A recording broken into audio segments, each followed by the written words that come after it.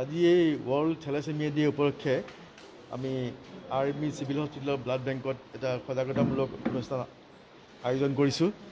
কাৰণ এই থেলাছেমিয়াৰ বিষয়ে ৰাইজৰ মাজত বিশেষভাৱে সজাগতাৰ প্ৰয়োজন আছে। কাৰণ এই ৰোগটো তাৰ তেনেকুৱা ট্ৰিটমেণ্ট নাই। কাৰণ যিটো ট্ৰিটমেণ্ট আছে এইটো সৰ্বসাধাৰণৰ বাবে এফৰ্ডেবল নহয়। কাৰণ ইয়াৰ এটাই ট্ৰিটমেণ্ট যে ব'ন মেৰু ট্ৰেন্সপ্লেণ্ট কৰিব লাগে। কিন্তু এই ব'ন মেৰু ট্ৰেন্সপ্লেণ্টেশ্যনটো এতিয়ালৈকে অসমত উপলব্ধ হোৱা নাই। এইটো বাহিৰলৈ যাব লাগে। তাৰ কাৰণে যথেষ্ট খৰচ হয়। 20 to 40 লাখ ৰুপিৰ প্ৰয়োজন, যিটো আমাৰ সৰ্বসাধাৰণৰ বাবে আয়ত্তৰ বাহিৰত। সেয়ে আমি থেলাছেমিয়া ৰোগটো যাতে আমাৰ থেলাছেমিয়া ৰোগীসকল যাতে আমাৰ সমাজত বাঢ়িব নোৱাৰে, তাৰ বাবে আমি এই ৰোগটো প্ৰিভেনশ্যনত বেছি গুৰুত্ব দিব লাগিব। আৰু ইয়াৰ কাৰণে আচলতে এটা প্ৰি মেৰাইটেল কাউন্সেলিং হ'ব লাগে। কিন্তু অসমত সেই প্ৰি মেৰাইটেল কাউন্সেলিঙৰ সুবিধা এতিয়ালৈকে তেনেকৈ উপলব্ধ হোৱা নাই।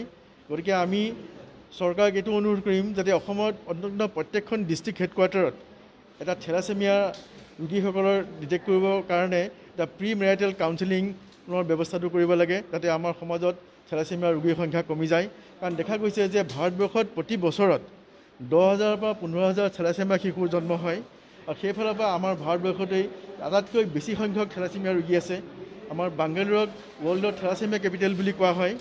যাতে এই থেলাছেমিয়া ৰোগীসকলৰ যাতে সংখ্যাটো কমে, তাৰ বাবে আমি থেলাছেমিয়া প্ৰিভেনশ্যনৰ কাৰণে আমি চৰকাৰক এইটো অনুৰোধ কৰিম যাতে প্ৰত্যেকখন ডিষ্ট্ৰিক্ট হেডকোৱাৰ্টাৰত এটা প্ৰি মেৰাইটেল কাউন্সেলিং চেণ্টাৰ যাতে সুবিধা কৰে, তাৰ বাবে আমি চৰকাৰক অনুৰোধ কৰিছোঁ।